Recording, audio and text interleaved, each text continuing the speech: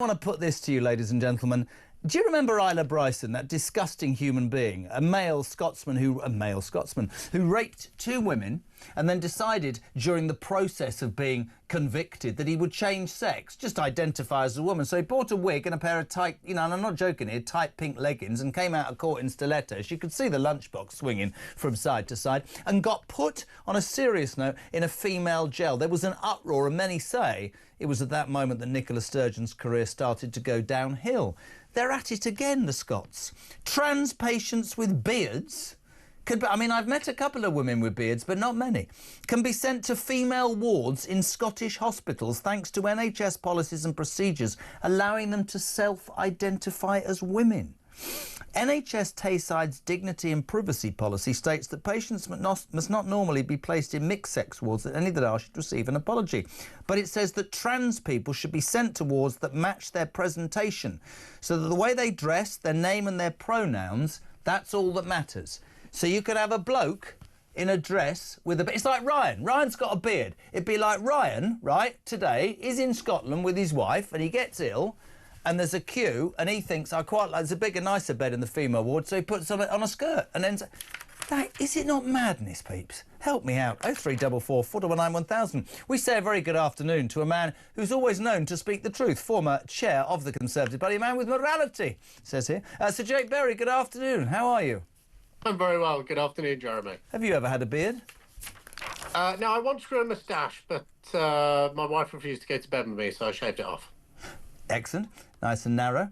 Trans patients with beards can be sent to female wards in Scottish hospitals. I know, like me, you're just open-mouthed. They didn't learn from Isla Bryson. Apparently, NHS Tayside say that trans people should be sent to wards that match their presentation, Jake, defined as the way they dress, their name and the pronouns they use. It's ludicrous, isn't it? Well, look, many women, when they're in hospital, are at the most vulnerable. If you think about women having treatment for breast cancer or cervical cancer, they feel deeply vulnerable. And that's why, actually, in all fairness, Tony Blair did it when he was Prime Minister. We moved to single-sex wards. To have that huge progress for both men and for women undermined in this way, in my view, is completely unacceptable. Gender is a different thing than sex. There is only two sexes legally in this country, is male and female, and you should be put in a hospital ward based on your sex rather than your self-identified gender. I think both men and women would be really concerned about this, and I just think it's this sort of ultra-woke agenda being pushed by the Scottish Government again. You might have thought that they would have learnt their lesson from one of them being kicked out for these sort of bonkers ideas, but they just keep on going. And it's really interesting. I haven't ever said this to you. I've said it a couple of times on the show. All the women who... A lot of women, activist women, who quite rightly, I've said it, fight for women's rights, have always believed that women's rights are important. You don't hear jack, excuse the pun, you don't hear anything from them when these sorts of stories, all these people jump up and down and say you're being horrible to trans people and those who identify as women, it doesn't matter if you've got a beard, that puts women in a dangerous position. That surely is really, really important, as you just said.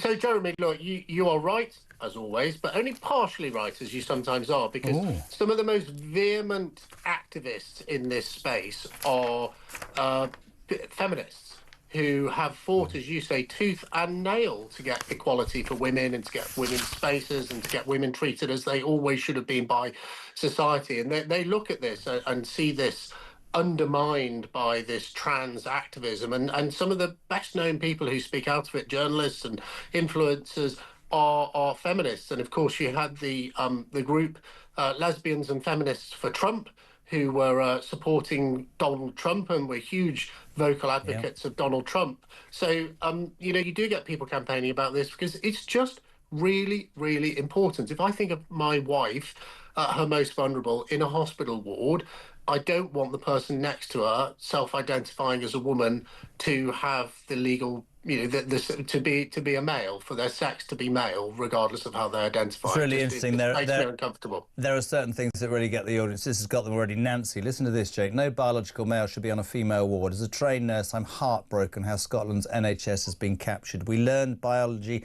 male and female. That's it. We have women and children now unsafe in wards. Who is speaking out for increasing sexual assaults in hospitals? I'm utterly ashamed by the once great health service that is now prioritising stupid ideology sexuality to the detriment of women and children's safety. That, I think, is absolutely true, isn't it?